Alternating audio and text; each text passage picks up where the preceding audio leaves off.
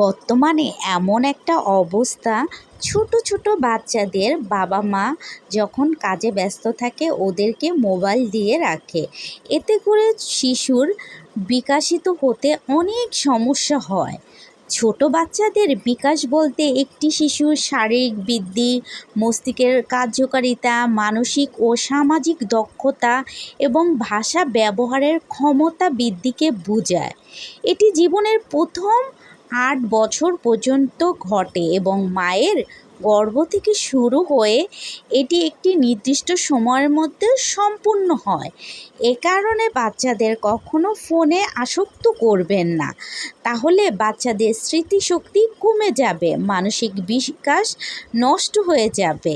এ কারণে বাচ্চাদের সাথে সবসময় চেষ্টা করবেন খেলাধুলা করতে, বাচ্চাদের সাথে গল্প করার জন্য।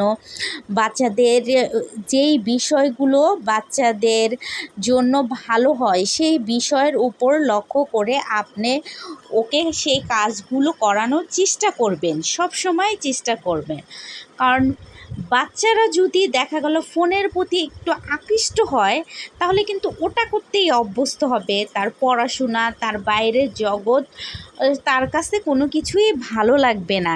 সেই ক্ষেত্রে আপনারা এই 8 বছর পর্যন্ত অন্তত চেষ্টা করবেন বাচ্চাদেরকে ফোন থেকে দূরে রাখা।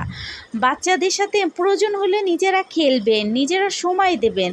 যখন আপনি যে কাজটা করতে আসছেন বাচ্চাকে চেষ্টা করবেন সেই কাজে ইনভলভ করতে, তাহলে বাচ্চাও আপনার সাথে সাথে কাজটা শিখে যাবে।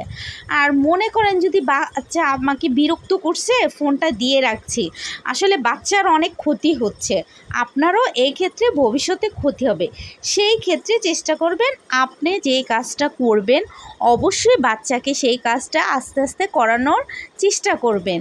যখন ওদের ভালো লাগবে না, একটা ড্রয়িং বই খাতা দিয়ে রাখবেন যে এটা আর্ট করো, একটা গল্পের বই দিয়ে রাখবেন, এটা পড়ো, একটা খেলনা দিয়ে রাখবেন, দেখো এই খেলনাগুলো তুমি সাজাও বা বিছনাটা সাজাও, ঘরটা ঝাড়ু দাও। ছোটোখাটো যদি আপনি বাচ্চাদের দিয়ে কাজগুলো করান, বাচ্চারা খুব আগ্রহ সহকারে করবে।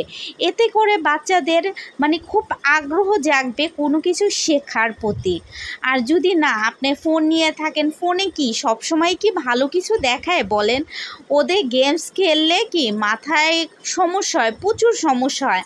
আর ওরা চাবে একটা ধাপের পরে গেমস আর একটা ধাপ, আর একটা ধাপের পরে আর একটা ধাপ আসে। ওটা খেলতে গেলে ওদের মাথার হ্যাং হয়ে যায়, ওদের চিন্তা শক্তি ওই গেমসের প্রতিই থাকে। সেক্ষেত্রে আপনার দৈনন্দিন যে আপনি কাজগুলো করেন ঘরে, বিশেষ করে মায়েরা